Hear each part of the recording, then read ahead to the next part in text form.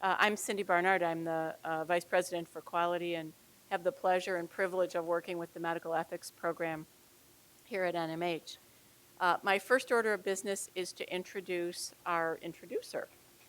Rick Janata has been president of Northwestern Memorial for a little bit more than a year. It's been a wonderful year.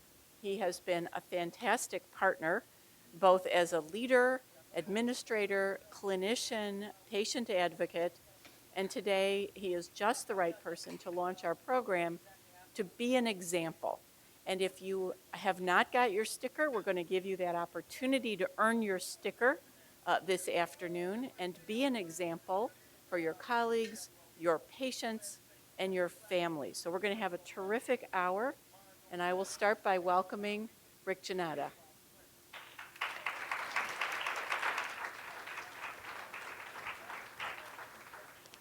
Thank you, Cindy, for that kind introduction, and welcome to everyone. I wrote down a few comments that I thought I'd kick things off with and get us prepared for the day. First, I believe that we're in a society that doesn't really anticipate or prepare for death, particularly unexpected death, that well. It can be heart-wrenching to watch families, physicians, nurses, other clinicians struggle around these decisions that are associated with end of life. And certainly watching a loved one's health decline is difficult and can be made even more stressful if he or she hasn't been set up with making known what their wishes are, and that's what today is really all about. A healthcare power of attorney will help you or your loved one so that at the end of the life, I at least think that you could relieve the burden of those decisions, that you can communicate, even if you're unable to communicate effectively to others what those wishes were and have them carried out. I'd like to think this isn't a story about death, but rather living, and it's really about living life to its fullest by exercising your wishes up until the very end. So I'm delighted to see all of you here today, getting your sticker, continuing the conversation, and being the example. So I thought I'd keep my comments short because we all obviously have a lot to hear and a busy work day ahead of us, but keep this in the back of your mind. The conversations are never easy, but they're really the most important conversations we may be having today. So with that, let me turn it back to Cindy for our next introduction, and thank you all for being here.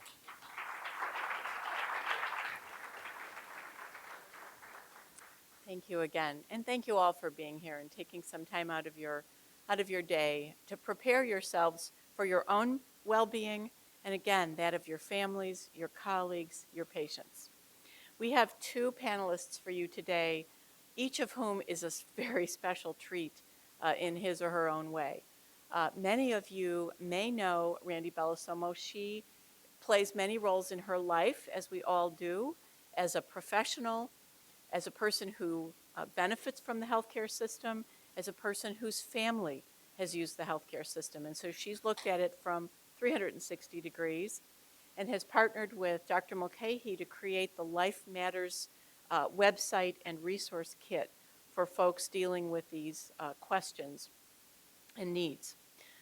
Patrick Briggs, many of us know, Patrick worked here for several decades and in many different roles, and has also experienced our system as a clinician, as a manager, as a patient and family member of a patient. And so both these people are going to bring us a rich range of perspectives, and as you listen to them, please keep in mind a couple things. One is you too play all those roles. You are healthcare professionals, family members, and we're all patients at some point in our lives. And also, draw from them as they will draw from you everything they have to share with us and teach us so we can go from here and again be the example. Patrick, Randy?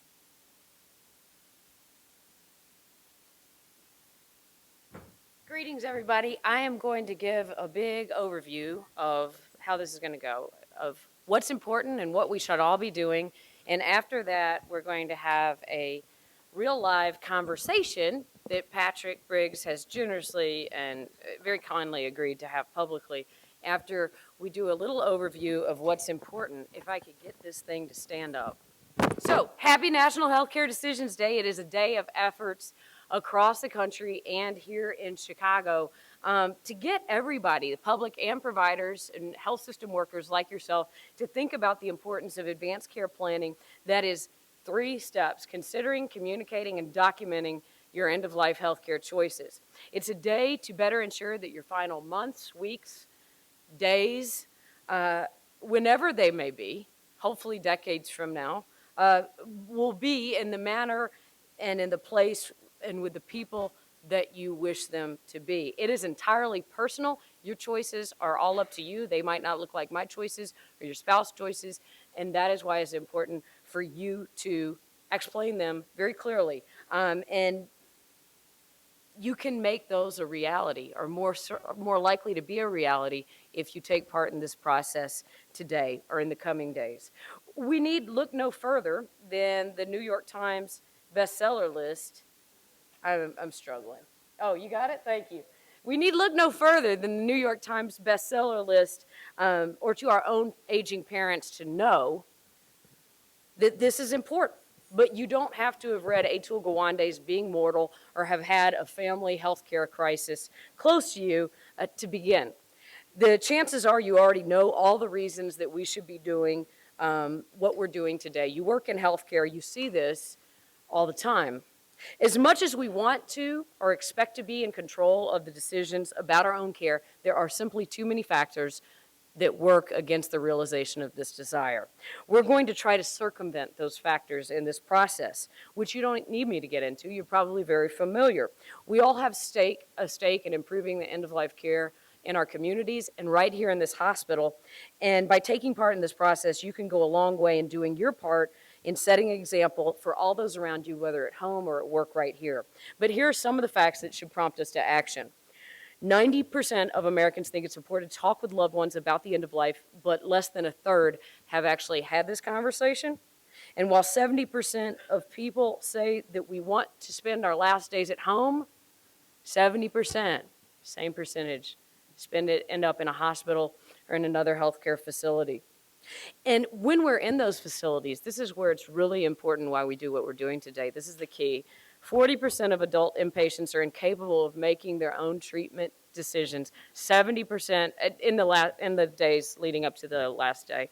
70% of those age 60 and older who face treatment decisions in their final days are incapable. That is a vast majority. Chances are that we will have to speak up for someone close to us because the majority of people 60 and older cannot speak up for themselves. So yes, this does apply to all of us. It's not a matter of if, it is a matter of when that it will impact our lives or the lives of those we love. So who among you has given any thought to your end-of-life healthcare preferences? Yay! That's great. Who here has communicated those preferences to somebody else? Good. And who here has experienced the death of someone close to you that could have gone better? It's too many.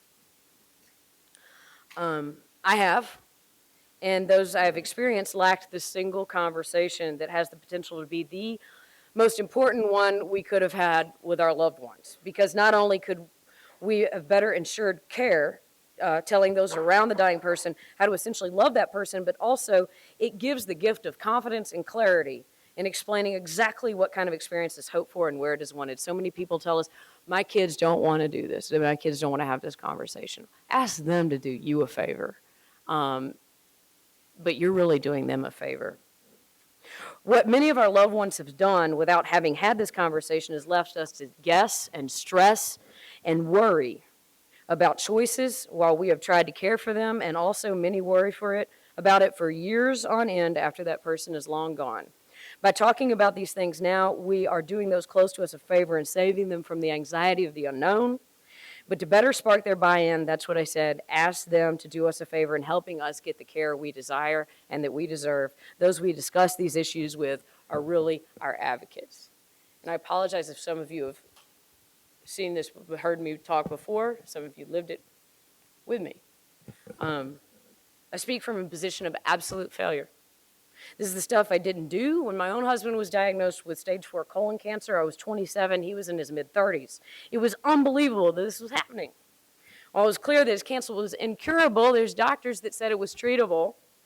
And so we went full steam ahead, trying to elongate whatever time we could have surgery, chemo surgery that we had to travel for, away from the comforts of home, with no guarantees. So neither one of us knew how to talk about what was going on. Maybe you've been in this position before. Everyone close to us was still living. Everybody. I think he didn't want to hurt me, and I didn't want to withdraw his hope. But how many of you have heard what I have heard? Somebody tell me you have, because I feel kind of alone here.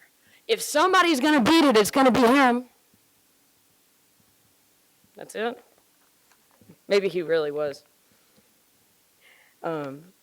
Exceptional he was. But I know that that's a common mindset, but one that defies prevailing statistics. We're not going to get out of here unscathed. So many people think irrationally when stressful events happen. And what's tragic is that those thoughts lead to irrational actions because there was no thoughtful, informed discussion when times weren't so stressful.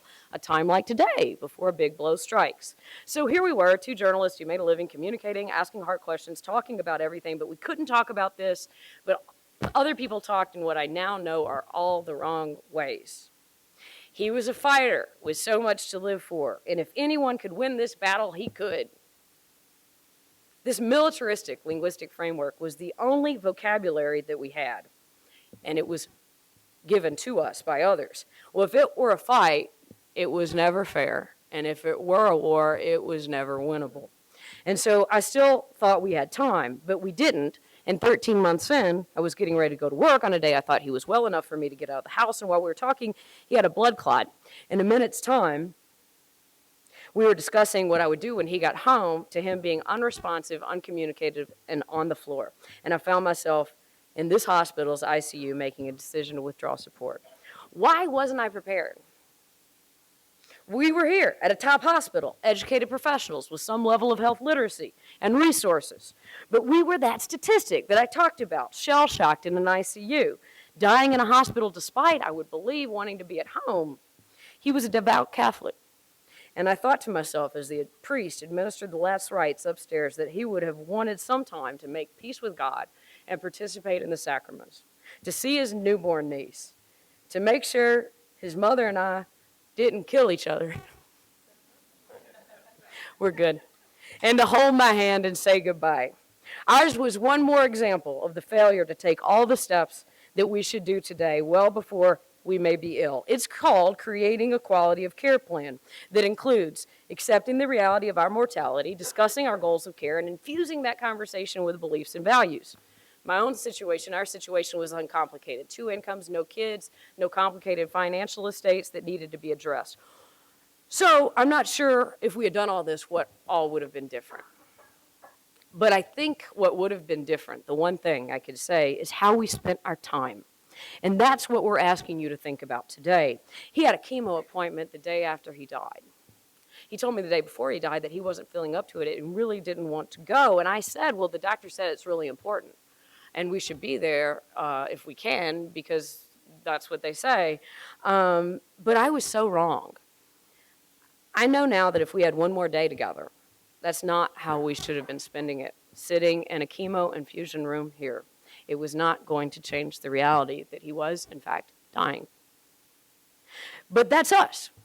Maybe others in this room would like the treatment approach up until the last day. My point is that we accepted a default position, which is typically full steam ahead, instead of making an informed, autonomous one. That decision should be entirely yours. It's a decision about living well. His oncologist and I later started an organization, Cynthia reference, dedicated to helping folks make those end-of-life decisions. It's another story I won't get into, but it's called Life Matters Media, and life is the key word I want to stress here today, because we talk a lot about end-of-life issues, certainly and gladly, but ideally when we discuss those issues, we're talking about living the best life on your terms until you're not living anymore. Think about the preparations that take place when you're having a baby. The beginning of life, there's so many considerations and things families do to prepare. Buy baby items, prepare a nursery, maybe have a shower, pack a bag to get to the hospital. Why? Because new life is so overwhelming. And the considerations for life's end are similarly overwhelming, but underplanned. And unlike childbirth, it's something that impacts every one of us. So to prepare, it's important to think about, what do you want the end of your life to look like? To do that, we determine what life means to us and what gives it value. That's something that you can do right now. What are the things, can you advance that? Yeah. What are the things that we do that enable us to live well?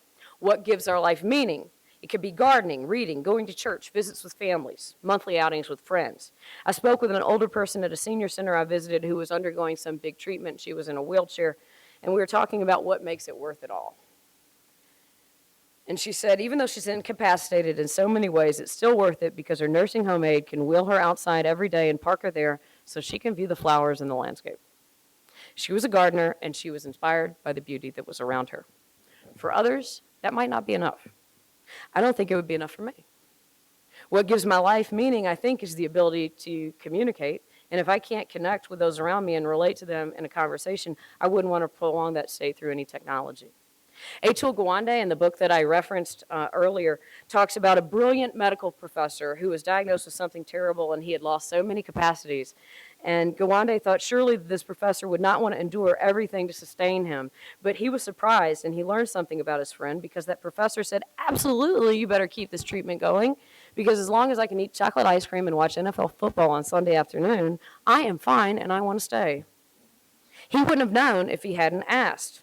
And that was a great benchmark because it's descriptive. And his family knew if he were in a hospital somewhere and couldn't eat the ice cream and couldn't understand what was happening on the TV, it was time to let go.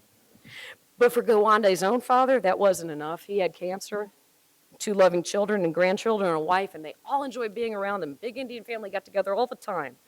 And he was a surgeon, and his spine was compromised by the tumor. And that immobility left him feeling like less of a man. And all those relationships weren't going to cut it. And he thought for sure that, Gawande thought for sure that his family around his dad would be enough, but it wasn't. It's entirely personal, but you don't know unless you talk about it.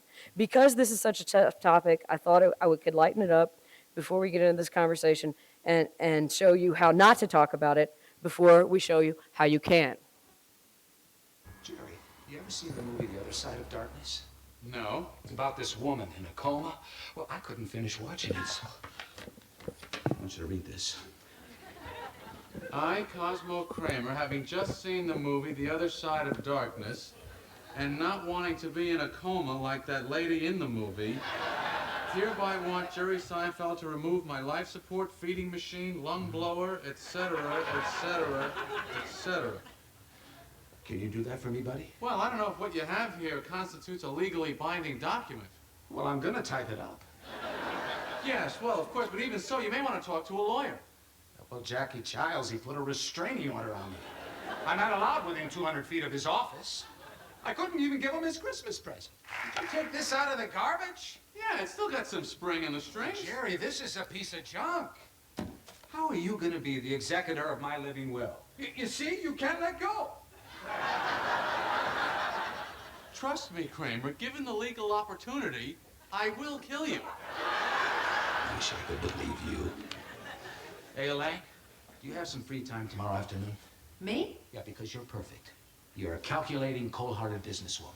And when there's dirty work to be done, you don't mind stomping on a few throats. Oh, come on. Situation number 4. You're breathing on your own, you're conscious, but with no muscular function. Well, would I be able to communicate? I don't see how. I don't like the sound of this one. Yeah, let's pull the cord. Yank it like you're starting a mower. Moving on. You have liver, kidneys, and gallbladder, but no central nervous system. Well, I gotta have a central nervous system. Okay. 1 lung, blind, and you're eating through a tube. No, that's not my style. Boring. All right. You can eat, but machines do everything else. I'd stick. Yeah, stick. because I could still go to the coffee shop. So that is how I not saw the rest to of the have this movie on the other side of the conversation at all. We're not endorsing that, but he did sort of get at the end. What kind of mattered to him was going to the coffee shop. So not replicating that, what do we do instead? So we ask you, and I'll ask Patrick, what are some of the things that we do that can make our life meaningful? What are the things that we cannot imagine living without? What do you fear about the end of life or the treatment that goes with it? And what or who helps you in difficult times? That could be family, faith, something greater. When you know the answers, you know the things that are important to communicate to those close to you, the ones likely to be there if you're ill or hospitalized or can't speak for yourself. I think it's important for everyone close to you to know, because since you work in a hospital, many of you may be familiar with this scenario. A mother, for example, hospitalized and with a daughter who lives next door and sees her every day and is the primary caregiver, and the daughter's making decisions on her behalf and in her best interest. And everything's fine, but things are getting serious. So the daughter, who calls a few times a year and missed last Christmas and Thanksgiving and Easter, decides to get on a plane from LA and walks into the room with her luggage still in her hands and says, "Hold it, stop, I know what mom wants." These characters exist in our families, I don't think only in mine. So that's why it's important that the person at the center of all this informs everyone that matters so that the whole family is on the same page. However, there is one person in particular that you should select and inform about your care wishes, and that person needs to be the person that you trust most, that knows you best, can act in your best interest, and make decisions well in a time of stress. Sometimes that's not the default option. In the state of Illinois, there is a Healthcare Surrogate Act. And I show you the following list because these are the people the medical system will turn to in order of rank to make the decisions in the absence of an agent or surrogate decision maker. And sometimes it's not who you would want to make the decision. Sometimes the person is not even a spouse. I've talked with many people who say they don't want their spouse to have that kind of stress, that they would ever rather give that responsibility to someone else, or that their spouse would want to keep them around forever or get them the heck out of here. So it's a person that you think would be here in a crisis who would respond. It is possible to have a healthcare agent that does not live locally. Phone numbers are included on advance directives, but I think it is much more beneficial to have someone who is there at the hospital, looking at that patient, talking to the doctor, assessing the situation, and respond best to whatever's happening right in front of them. So that may mean you don't pick your daughter in California, but your son who lives nearby because he might be more accessible. The agent will be the person who confers with the medical team, asks the questions, and gets the answers to understand options. The person that, if you're incapacitated, will choose where you receive care and which providers give it. They'll also have the capacity, if you're a candidate, to agree or decline to organ donation if you have not already made that decision. It is a big job because this agent also has the authority to determine your manner of disposition. There has been a battle in the news recently this year about the family of Chicago Cubs legend Ernie Banks. Estranged wife and girlfriend disagree about whether he should be buried or cremated. These are the things that you give one person the authority to do. We are very fortunate to have Patrick Briggs with us today, a former patient representatives director at Northwestern, who is now retired, but not really, and he's been fun to get to know, and he's generously and very bravely agreed to have this conversation publicly. And so if you can come up, Patrick, being an example for all of us in defining his own values and goals, and in the process, as I ask him a series of questions, we hope that you can note some of the key points that you should clarify for your own family and for that special designated agent, whoever it may be, or how to approach a conversation with somebody in your family whose care choices that you should know. So I'm going to go over here and talk. Thank you. So, before, is this on?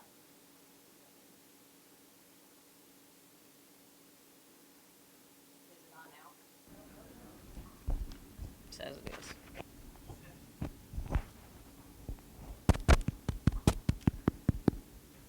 Hello. Are you on? Hey, folks. Hey. All right. So thanks Patrick Briggs. And before we start, I think it's important for us to understand, you've been retired a little while now, but you have had some health challenges in the past few years that might impact or not impact what we're clarifying today. So can you get everybody up to speed on your health? Yeah, I'm a 70-year-old guy that has more yesterdays than tomorrows. 5 years ago, I was diagnosed with multiple myeloma. 4 years ago this week, I received a stem cell transplant here. And so this is a week of celebration in our house. Congratulations. So- He looks great. You look Thank you. great. Thanks. I know you've been through a lot, and that's scary. Can you tell me what you understand about the process of advanced care planning that we're doing today? I'm fortunate that my wife is a nurse. She trained here and worked here and often can put on her nurse's hat versus our marriage of 37 years about how to make these decisions. So we were aware of this, and over the decades we've been married, we've talked about what advanced directives and what it is we both want and both expect from each other. Before we get to the specifics, do you have so many of us have barriers to this, and I was wondering if you had any fears or concerns about this type of planning. Yeah, as I prepared to come here today, I had everything was straight in my mind. I know exactly what we were doing, how we were doing. But last night at dinner, I said, honey, I'm going to this meeting tomorrow, and I'm going to talk about our relationship and how we made this decision. So let me ask you one last time. Will you be able to pull the trigger on what I want? And she immediately put on her nurse hat. She says, you betcha, I'm a nurse. I can talk with the doctors, they'll understand when it is futile, when we can do anything. I said, but if you take your nurse's hat off, what if you're the grieving wife? Can you pull the trigger? And there was a hesitation because we never talked about it in that realm. And so we said, I think this is a conversation we also need to have with our kids about what it is if mom can't make the decision. Can you talk to me, and we'll explore that, but can you talk to me about experiences that both you and your wife have had, or just you, or that you've watched those close to you experience a serious illness or tragic, sudden death that you've learned from that resonated with you in some way? Just about 4 years ago in the same context, my mother-in-law died. And she had an advance directive, and Nancy was very helpful to her at that time of death and with the family in communicating. But it did raise the issue that I saw oftentimes is the social workers and other people who are dealing with advance directives. When it comes to making the decisions, sometimes the family wants to play a trump card. What do you mean by that? This is not what mom would have wanted. I really know. I don't know where she got this idea from, but this is what mom would have wanted. There's so much stress at the end of life when that kind of thing comes up. With Nancy's mom, it was pretty good because they agreed. This is what we want. Having watched her husband die of Parkinson's disease in a 5-year period, I do not want that quality of life that Cass had. She saw the example as something not to do. And I, again, in my role here at the hospital, was often called in to try to understand where families were in a decision that already had been made, had been validated, and now the family is having second guesses. And that's a very difficult thing to reconcile. Very. This sort of planning, which I mentioned before, involves 3 decisions. Choosing a decision maker, a healthcare agent, discussing or deciding on your goals of care, and identifying personal, cultural, or religious beliefs impacting the decisions. So we have to explore those 3 considerations. And the most important decision that we're asking everybody, that this is something that they can make today, you don't have to decide on everything, nuance of treatment, but is someone who could make decisions in the future if you were unable to communicate, and you referenced that you had your own wife in mind. And I think we can all think carefully about this choice and ask the following questions about the choices that you might have in mind. You did talk to your wife and ensure that she was willing? Right? She is willing. She is. And she knows, does she have a good understanding of your preferences and your goals? Detailed understanding. because you've discussed them, or it's a hunch? We've discussed them, we walk back on our own life experiences with others who have struggled through this, and that deep inside understanding of what is more important to me, quality of life or quantity of life. What is? In us? Wow, you really want an answer? Well, I think it is quality of life. That is my decision, is because today we can be sustained for a long time. And during that sustaining period, the cost of healthcare increases and increases and increases. And sometimes that leaves a bigger burden on families than the loss of a loved one. and that's the other issue that we never talk about is the cost of all this. And we feel terrible talking about it as family and loved ones, but I think that most people, loving relationships and families, don't want to leave a huge financial burden if it's not going to end well. Right. Do you think that she will, even though she has an understanding, will she follow those preferences in a very difficult or stressful situation? I do.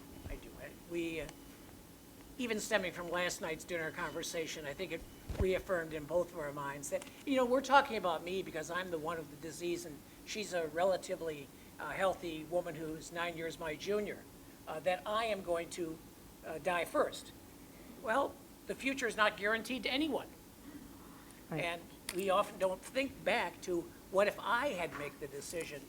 And I would make that decision out of fear and selfishness, I think. I don't want to lose her. Right. So maybe what you're saying is that you wouldn't be a great healthcare agent for her, but she would be a good one for you? That is correct. That is correct. That's important. Who do you I think, think- this is not the scope of the conversation, but do you think she should get a healthcare agent? I think that's a family matter. Yeah. And I think it's going to be discussed in our family soon. Good. This is another important decision we think everybody should think about making is this one. If there's a situation or health event that would leave you unable to communicate, we could all be hit by a bus this afternoon, not related to the cancer. And all the care in the world is required to keep you alive. But doctors believe there's little chance that you will recover the ability to know who you are or those around you. Can you tell me in your own words what that would mean to you? I think it's like Elaine said, pull it like you do a lawnmower. I don't want to be a hero to anyone. I want to meet my maker on those terms, and I think it's just, that would be important to me. That your wife let you go. That's right. Um, I'm a pest at home anyhow. No, you say that you get out much and you I can't. do, I do. With all you do, you don't have time to bother anybody That's at true. home. That is And so you would wish to have care. And I think that it's really important for people to know that we say discontinue, we hear it said, and it's not true, discontinue treatment. We're not discontinuing treatment, we're discontinuing life-sustaining treatment. Doesn't mean that you won't be treated anymore. So what I wanted to emphasize here is that you would shift the focus, it seems, to Right. comfort care. Exactly. Treatment that is palliative in nature Exactly. and keeping you Exactly. comfortable and pain-free. It's a head and heart decision. What is this decision going to buy me Right. and buy my family? And if it's not going to come out with a value, then maybe it's the wrong decision. Have you any religious or personal or cultural beliefs or convictions that influence your preferences that the decision makers need to know? I retired from Northwestern to a role as a parish deacon at our Lutheran church, and just recently was certified as a lay hospital chaplain. So I have some very good knowledge of theology about end of life from a Lutheran tradition. And there's always that end of life theological discussion. Then there's the semicolon. What really matters to me is how does this happen? And, using it part of your faith-based decision, but really is how does that impact me? And I think that from a theological perspective, we're given that largesse to make that personal decision and reconcile it with our power that be at that time. What we had talked about is that your wife really understands, I think, your preferences and what to do. But as we said in the presentation, there's a whole range of people that need to be clear on this and need to know that she is the decision maker. Who do you think you need to discuss these beliefs or clarify your preferences with? My children. My children, just to make sure that they both know. I know my kids. One would be more emotionally available, one would be more intellectually available to the decision, and getting them to talk between themselves, because if Nancy's not there, or Nancy cannot make the decision, it's up to them. We don't want to have to go in through a court system of someone to make a decision for Patrick. But I think that it needs to be choosing, if you haven't heard it enough, choosing your partner, choosing the power of attorney is so very, very important. It's someone that now you are not only simpatico with, but someone who understands your heart and your mind in these kind of things. It's so important, and it's not a last-minute decision. It's something like a dance that goes on and on and on, and you just keep in mind that there is the future, and it's bright, but it can change. The third step in all of this is the documentation part, and I wanted to ask you if you have an advance directive, and does it reflect what we talked about today? We do. And it's on the medical record, both here at NMH and at the local hospital near us. There's also one in the least possibly is there in our safety deposit box where no one has Don't put it access to there. Don't put it there. It's there. And Nancy knows what it is, so she'll always say, there's two things. One, she is the power of attorney. Someone might challenge that, but the reality is she is my spouse. She's the primary decision maker, or I for she. So I think it's on record. And talking with Jean about the difficulties here at our own hospital of getting it from the paper into the electronic medical record is something that has to be. That's a loaded question. I know. I know. We could talk another hour about that. Unless they cut off my pension, I can make it. So I want to say thank you for sharing this, Yeah. and I realize that you shared a lot of personal things. So, and the next step for you is to have the family conversation. It is. And you'll be set. And remember Are you that up if for a something son? can change, All right. his son's right here. So give a round to Patrick.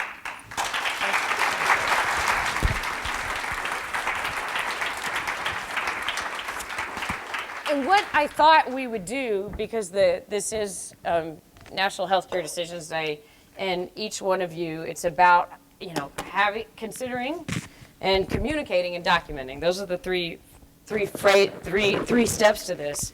And if you do nothing else today, you don't have to think about all of those things, your values and your treatment preferences, but think about who would speak for you in a medical crisis. And think about if that person might not be the person and the default, nothing's good in default. You could take the choice and put it in somebody else's hands that you trust and appoint and care for and knows you best. If each of you has a handout in front of you, the first 3 pages from what my count are a very good summary of what I said before. What is the agent's powers? What is the agent, who should the agent be? You can review that on your own time. But if you go to the last page, which is the power of attorney for healthcare, this is a new Illinois form. It just came out this year. It's supposed to be clearer. Top, it's very self-explanatory up here. Your name and your address and your agent name. This is the person. And you put your agent's phone number there. The old form used to just have an address. You don't want to send a letter when you're in the ICU. So put the agent and the agent's phone number. And then you can authorize your agent to, personally, I checked this one, make decisions for me if I cannot make decisions for myself. Or you could pick the other one, starting now. If you turn it over, these are where the treatment preferences are. What we're asking you today, the primary thing that you should be thinking about today is appointing an agent and getting in a writing and signing. That's the minimum you can do today to better ensure that you get the care that you want. If you want to select statements that best express your wishes, you can see the statements written in the top 2 paragraphs on the back of that page. There's a lot of language and it can be confusing. How we see it is quality of life over quantity of life, or staying alive is the most important thing and keep me around for every possible day on earth. There are limitations to my agent's decision-making authority. That was put there as a legislative sort of safeguard just to make sure that you can restrict their authority. And if you don't want to have an autopsy, or you don't want them to be in charge of your disposition, you could put that there. And then you have to have a witness check the box.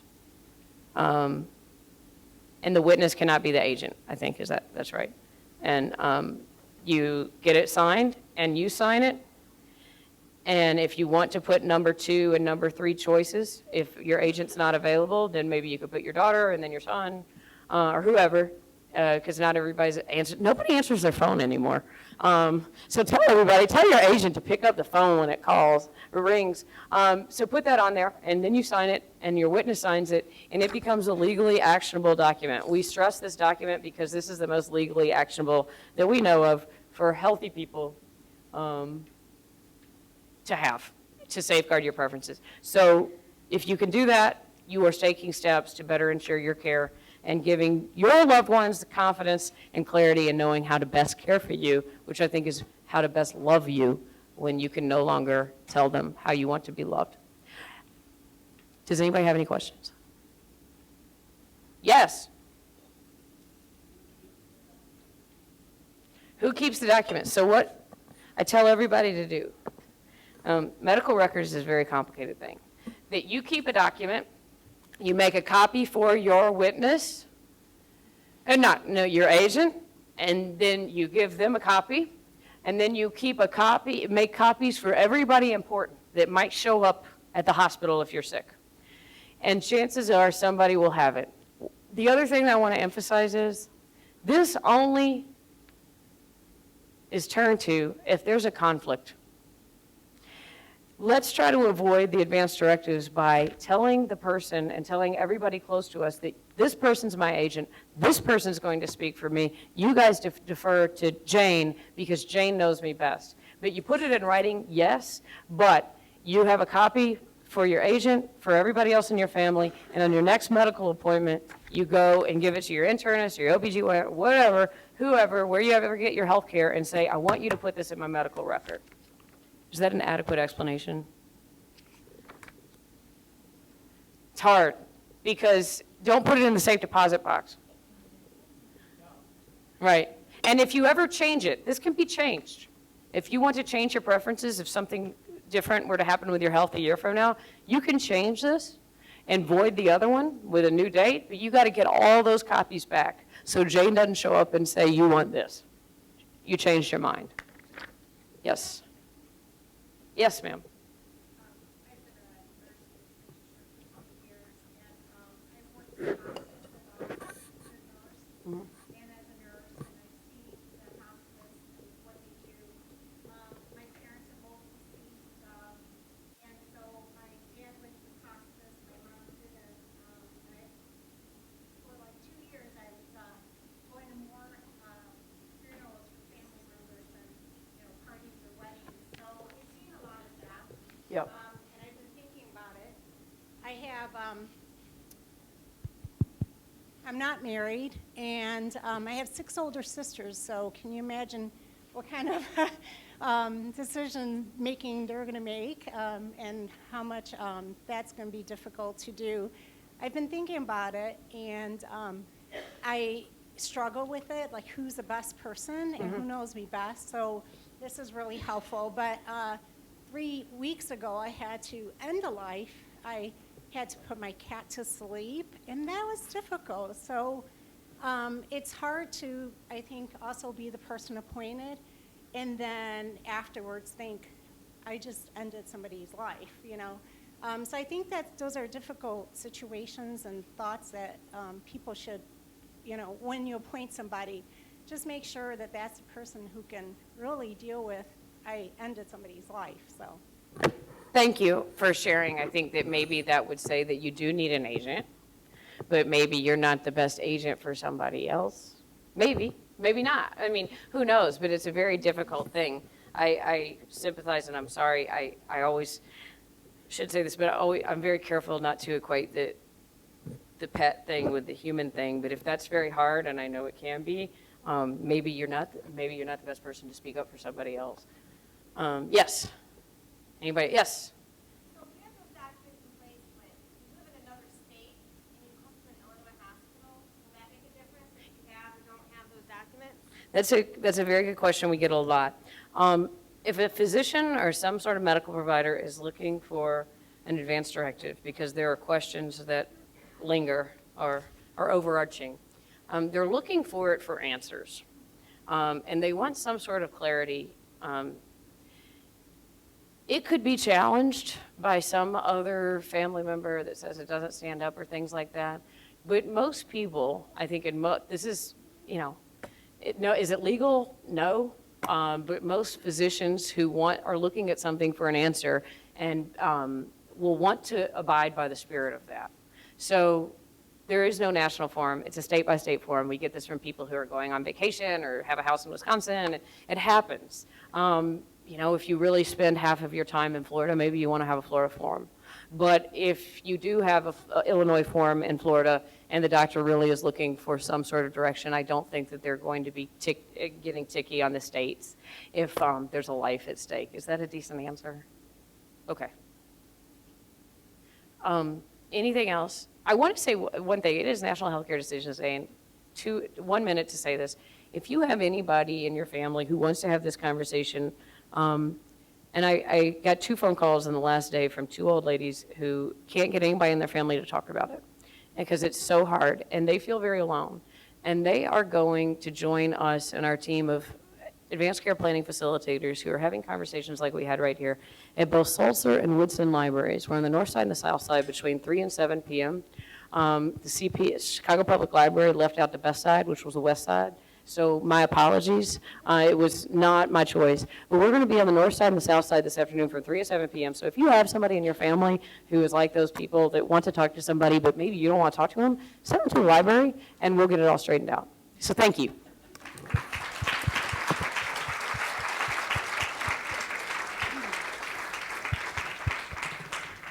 I'd like to ask us to thank again Randy and Patrick for all their help.